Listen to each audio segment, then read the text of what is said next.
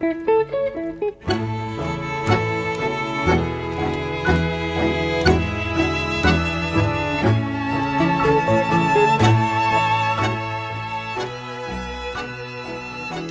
everyone. Welcome back to the Tango Banter. I am Yelizaveta, once again excited to spend the next little while with you talking about all things pertaining to this wonderful, mysterious, frustrating activity we call social tango. Now, the summer is in full swing, and I know many of you are traveling to exotic places to dance. And I would love to hear where you're going, what events you're visiting. If you want to send me a message on social media, you can find me at I am so tango. And when it comes to my own dancing, I will be dancing next at Tangamente in San Francisco the first weekend in July. So if you are planning to be there, shoot me a message. I would love to connect with you. So today's theme is very much on my mind, has been on my mind for some time, because I myself kind of am going through some sort of a transformation of sorts. And some of my friends might say I'm always going through transformation, but there was a moment that I acknowledged to myself recently that, wow, I think I'm going through a breakdown. This feeling of something really becoming not as interesting anymore, something fading away into the background. And of course, I'm talking about tango, obviously. But I've noticed this kind of feeling comes perhaps in other situations too. I've also heard other people describe this to me. They'll say, I'm just really not into dancing right now. I don't know what it is. I'm not really enjoying myself. It's not fun. Like, I used to want to do it a lot, but now I'm kind of like, meh.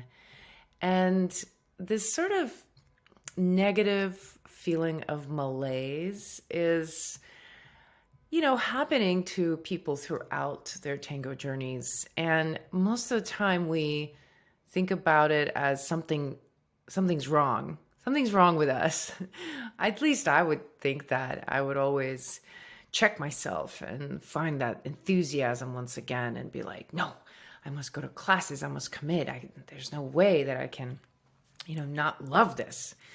But the longer I've been dancing, the more I have to acknowledge when those phases, those periods of time come in when I don't really want to be doing a lot of tango, or it's not really drawing my attention in the same way that it used to. And whenever I have experienced this feeling, this ending of some kind that I am lovingly calling a breakdown, I have always associated it with something negative, something of a failure.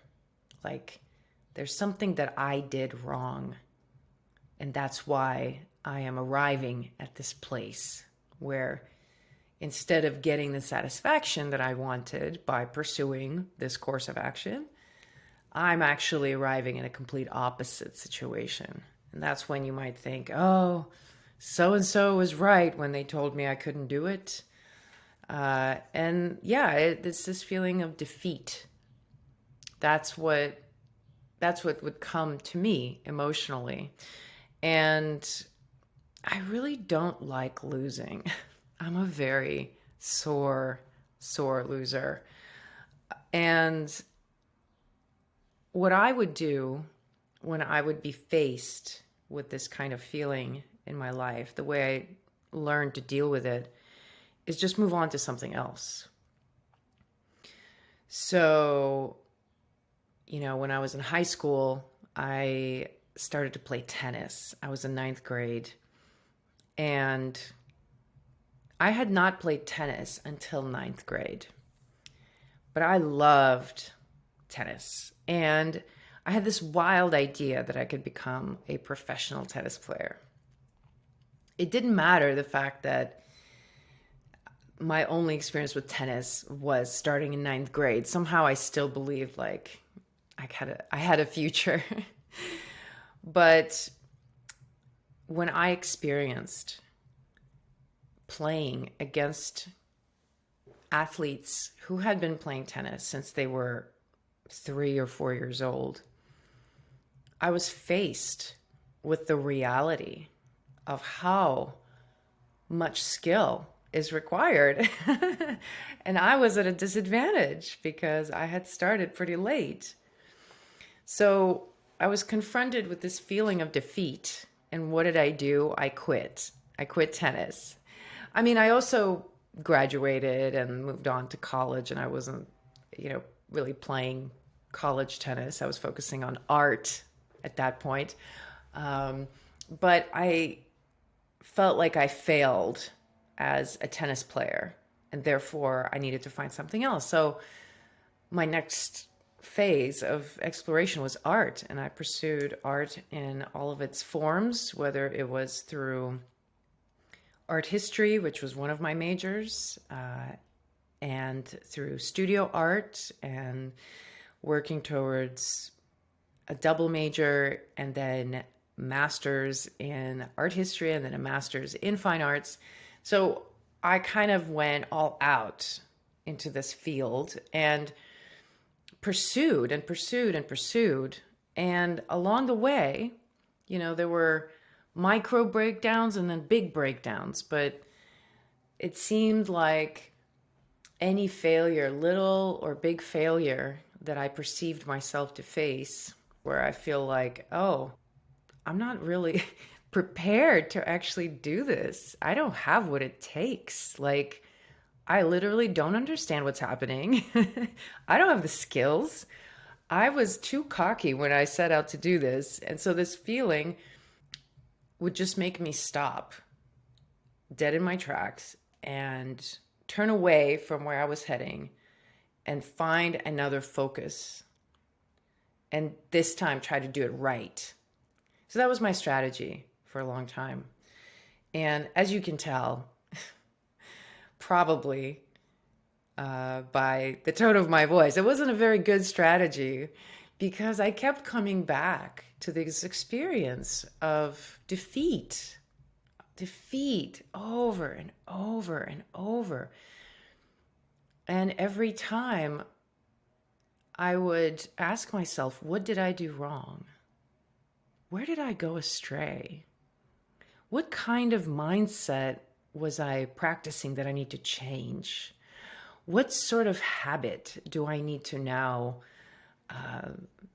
adopt so that I'm more successful next time?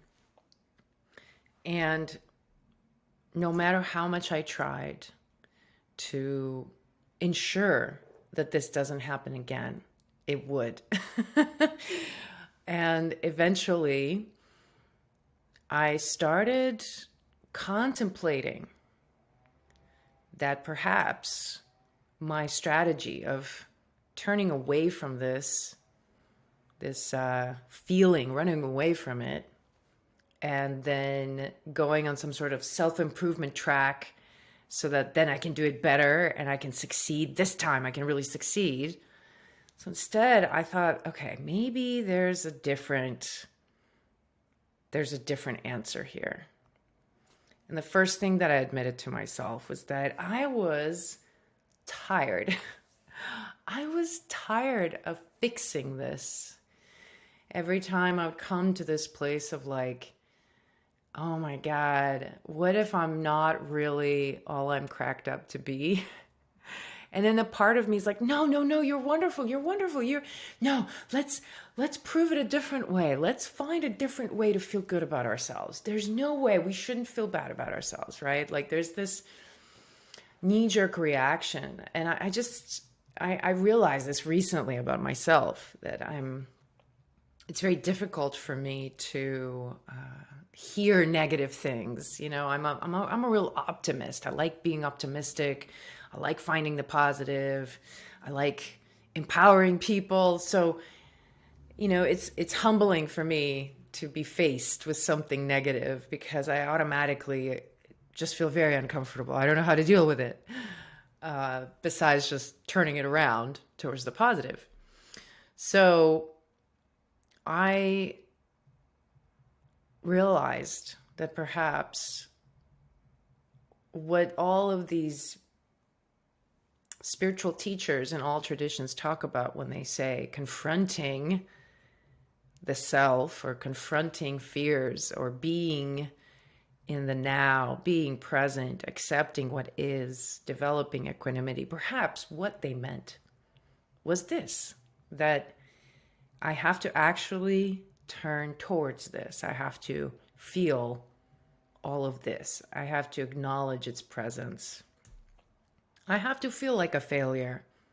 I have to feel out of love. I have to feel uninterested. I have to feel the depression. And once I allowed myself to go there, that's when I realized that most of my experiences of these points of evolution where I felt like a failure and it felt like a dead end, then if I stayed with that and just didn't run away from that feeling, very frequently I would find myself on the other side of it. And it would be a breakthrough. It would turn into an insight. It would turn into some sort of a growth, or something would happen that would turn everything around. And suddenly I was altered. So the big insight for me was that, wow, maybe what feels like a breakdown actually could be the same way a breakthrough feels. It's just a matter of how we define it, right? If we are averse to experiencing a lot of friction and tension inside of us, if we run away from that, then when that struggle comes, especially in tango, there is so much struggle. It's so confusing. It's so frustrating. If we take that frustration as a signal that we're actually failing, that if we were good enough, that we wouldn't be experiencing this tension or this frustration. So if we have that lens, then we really are going to break down, and we might not get to the other side of it. We might hold ourselves back. And I find that happens actually quite a bit, and it happens a lot. I hear this kind of emotional background from dancers who've been around for a really long time, who have really good technique. A lot of times it's dancers who spend a lot of time on their dance. They really dedicate a lot of their energy. They think a lot about it. They're very thoughtful and careful and respectful. And a lot of them will feel actually that they're lacking in some way and that they really need to be corrected, or they're not good enough. They have a really long way to go before they are acceptable. And it's really interesting to hear that, because from my perspective, I want to say, my God, you're like top 5 percentile. You don't, objectively talking, you're right there with some of the best dancers. But if the person doesn't feel it, it's very hard to convince someone, right? So if you perceive something a certain way, it's not enough for someone else to say, no, it's really not like that, right? You really need to be looking at it this way. It really very much depends on us being self-aware, recognizing what's happening. And in tango, it really is very obvious to me that the growth in tango happens through facing these difficult moments along your path where you have to push into something uncomfortable, whether it's learning a technical skill where you're so lost and you're so frustrated and you just doesn't make sense what the teacher's telling you, and you're trying to interpret in your body, and you're just sort of in this battle.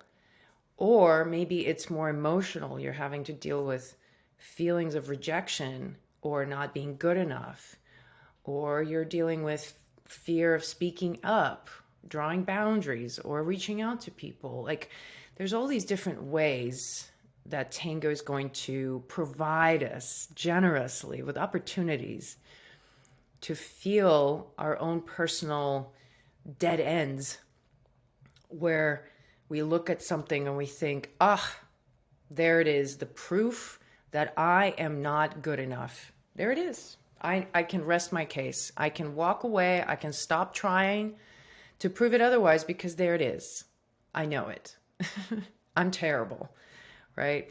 So our willingness to take those dead ends, and what I imagine with a dead end, it's like I come up to this wall and I just sit in front of it, and I just sit there and I try not to amplify it or complain about it or reject it, but just acknowledge that it's there, acknowledge that I am feeling this way and how shitty that feels. It doesn't feel good. It doesn't feel good to feel stupid. It doesn't feel good to feel incapable. But that's part of our experience. There's always going to be that. That's just part of being human.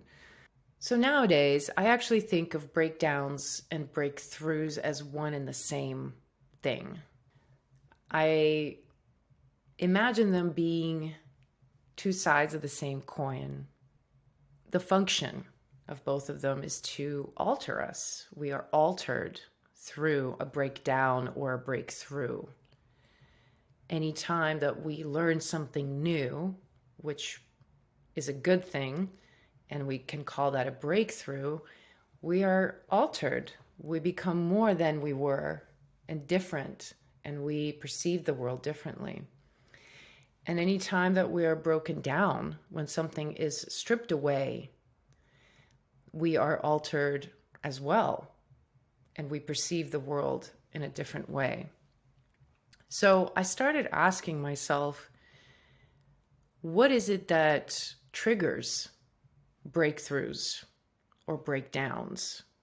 How do they actually arrive? How do we recognize them? How can we trigger them in ourselves? If I want to succeed and grow, how do I use this process that's already happening naturally for my own benefit, if that's possible?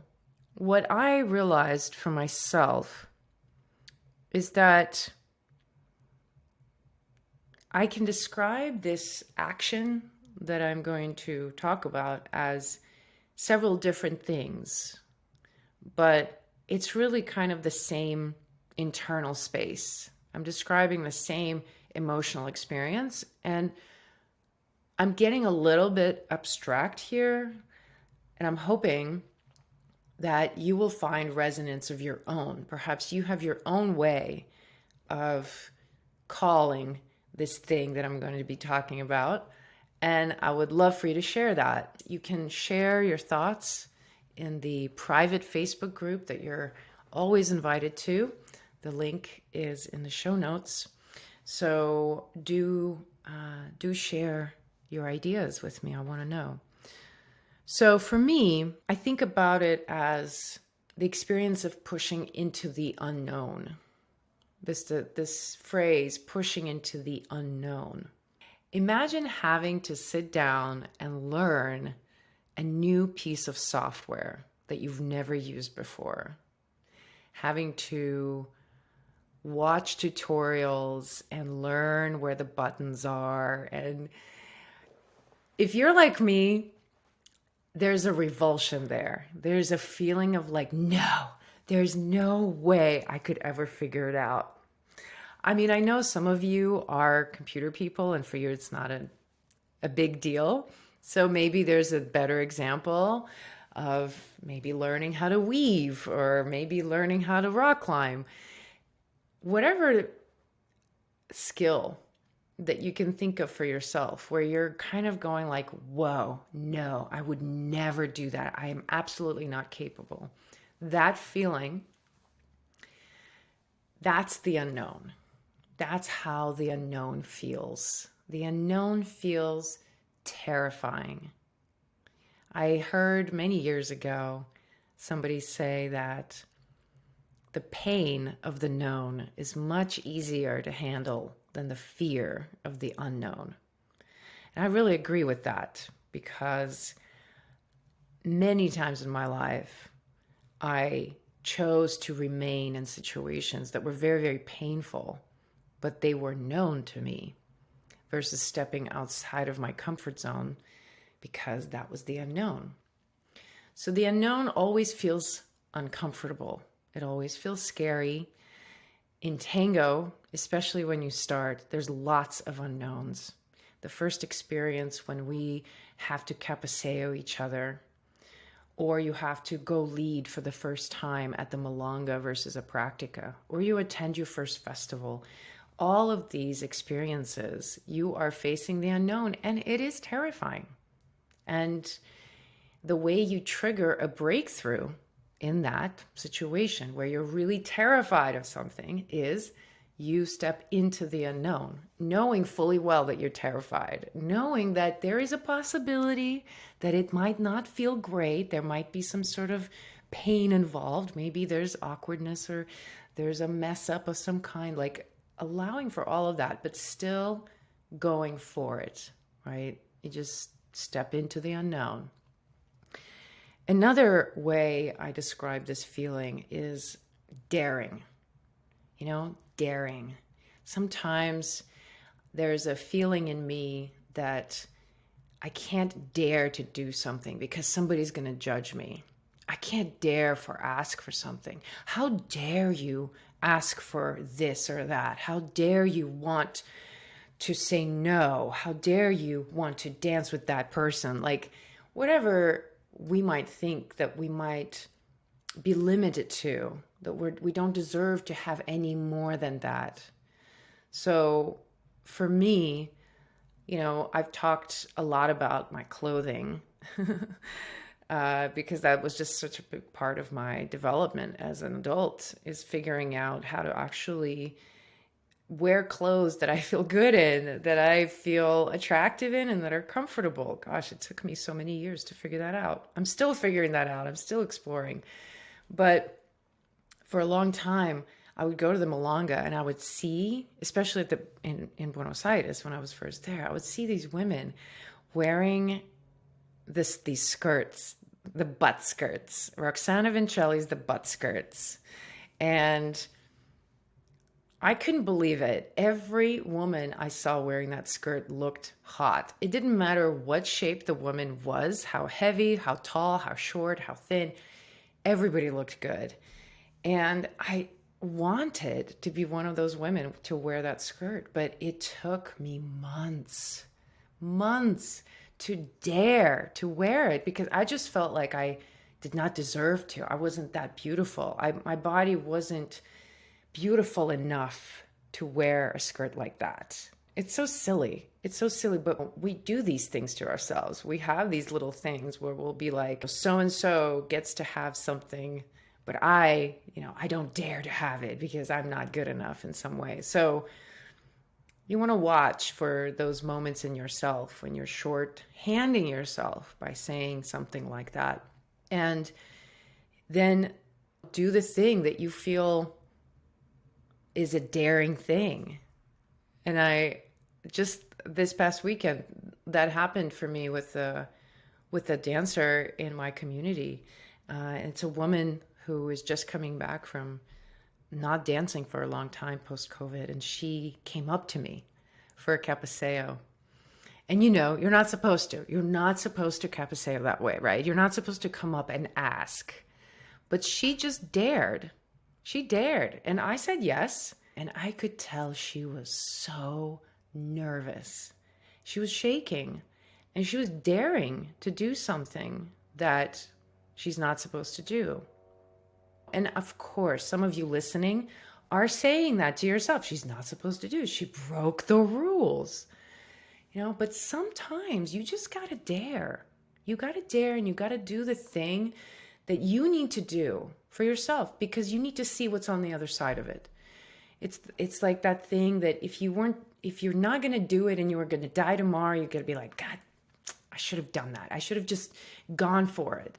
So that feeling of daring is a good one to pursue. And that would be another thing that would trigger a breakthrough.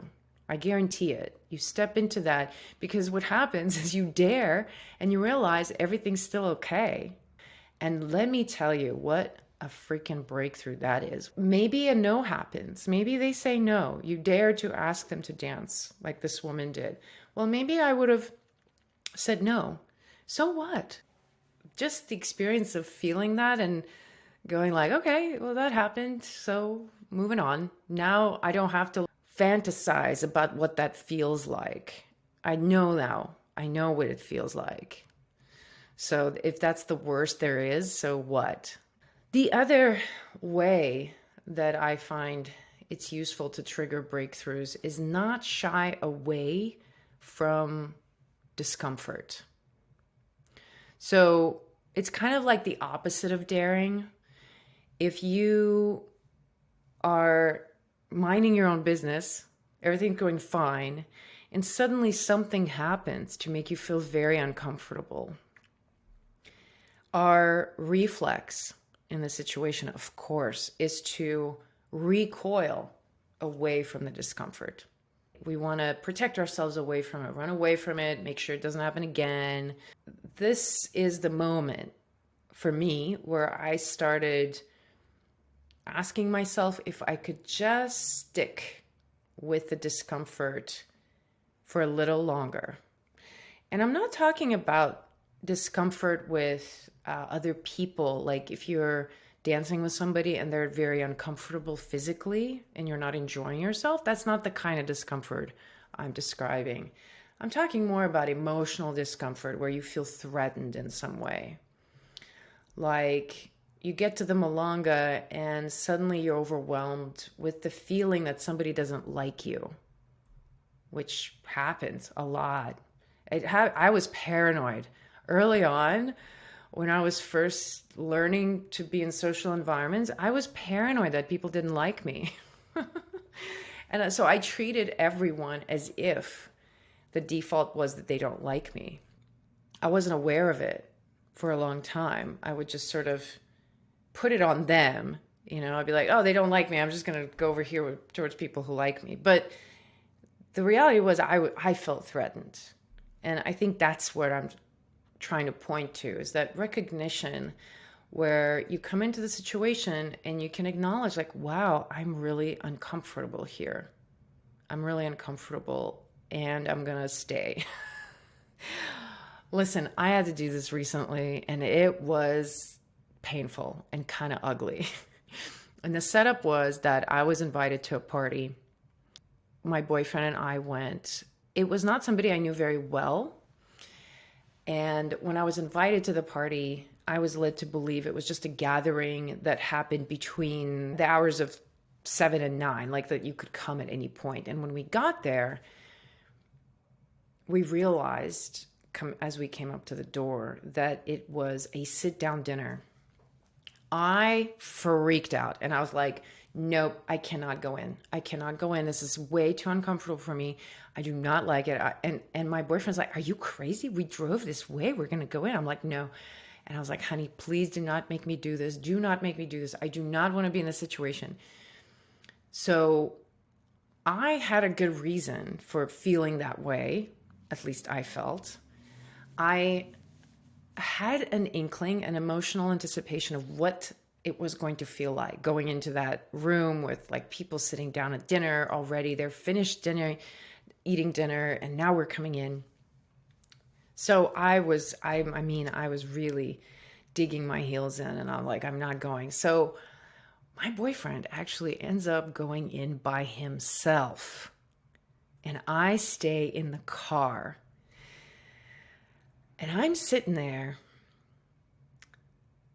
feeling so much tension, so much tension. I'm so angry.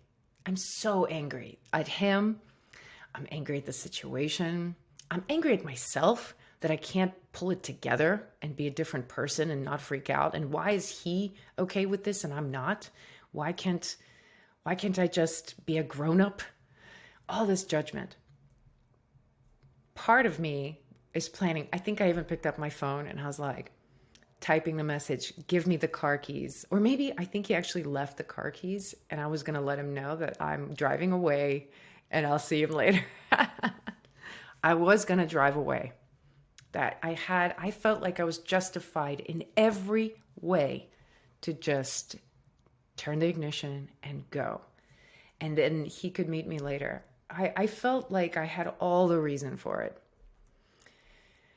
I sat in the car for about 15 minutes. And then I got out of the car and I went into that house. And I was there at that party for the next couple of hours. And man, was it what I feared it was going to be? Yes, absolutely. It was exactly what I thought it was going to be. Was I uncomfortable the whole time? Yes, absolutely.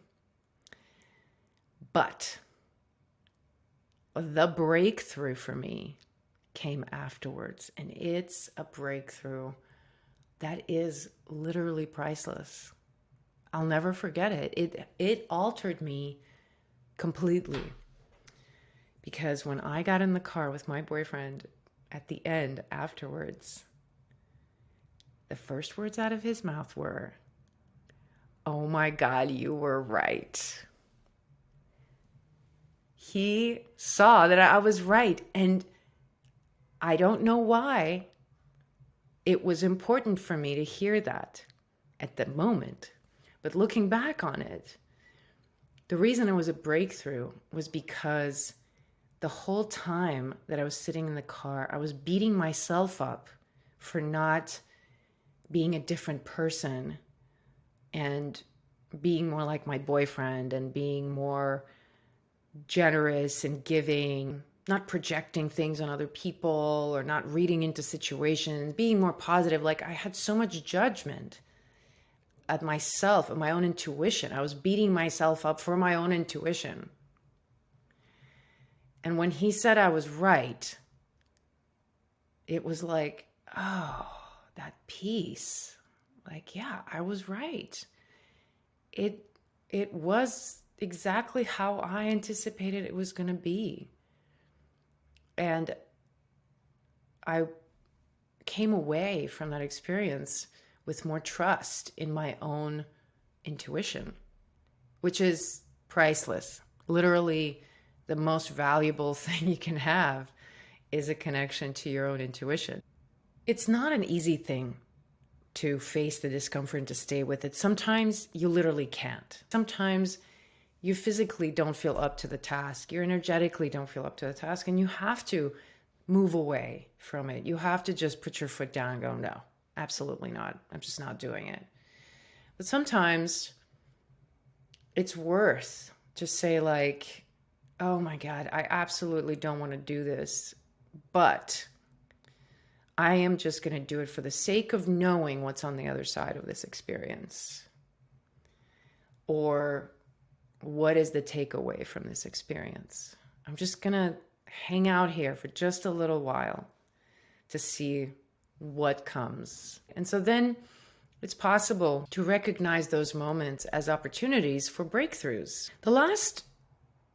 The last attitude, the last description of this action that I'm describing, I'll say, is the attitude of do it anyway.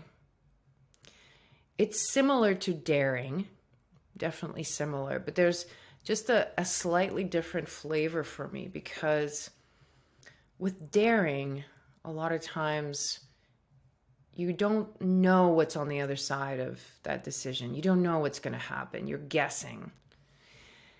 But sometimes you don't have to guess. Your mind gives you a list of things that are certainly going to happen. Absolutely, they're going to happen, no doubt. It's a fact. That's how your mind is going to describe these things.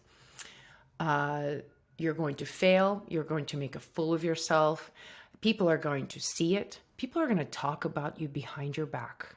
They're going to point out how bad your technique is. They're going to notice every time you lose your balance.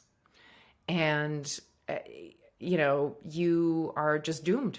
You're doomed because you are not tall enough. You're not big enough. You're not skinny enough, whatever. The mind is going to give you all of these reasons why a certain action that you know you want to do, you shouldn't. I tell you, I have to deal with this every time I sit down to record an episode of the Tango Banter. My mind, although it's not as loud as it used to be, but my mind typically throws up at least a dozen reasons why I'm not ready to record, why I don't have what I need, why I'm not prepared enough, and what I have to say is not good enough. Like, there is a constant onslaught of these thoughts that it's just not going to work out. It's doomed to fail. And so in this case, the attitude of do it anyway, just do it anyway. And I tell you, it's very simple to say. It's a bit harder to do because the mind goes, what? No, what do you mean do it anyway? But if you fail, everybody's going to know. So you do it anyway. You do it anyway. And you lean into it. You see how these phrases that I'm using, like push into the unknown, dare, don't shy away from discomfort, do it anyway. It's sort of the same act. It's the same part of your will. You just have to stay there for a second longer, not run away from whatever discomfort is coming. So do it anyway is my personal mantra I live by. And this is why I am still producing this podcast, because I tell myself do it anyway. People are not going to like it. People are going to disagree. It might sound stupid. It might look stupid. It might be wrong. Just do it anyway. So ultimately, breakthroughs can't happen without the breakdowns. Breakdowns lead to breakthroughs in Tango. And whether it's breakthroughs in your conceptual understanding of Tango or your physical experience or even your sensory experience,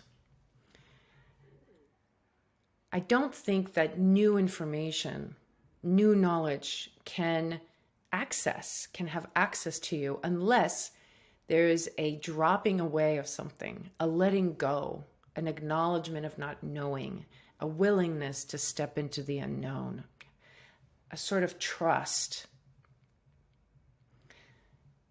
There is a quote I want to finish with that I think about, and I'm going to butcher it because I don't remember who said it, but the image is very potent, and I hope that you take this image with you at the end of this episode and apply it to your life or try it out. The saying is that when you step out into the darkness, one of two things can happen, only two. You're either going to find yourself stepping on solid ground, or you're going to discover that you have wings. And I really love that, because ultimately that's really what I, at some point, had to understand.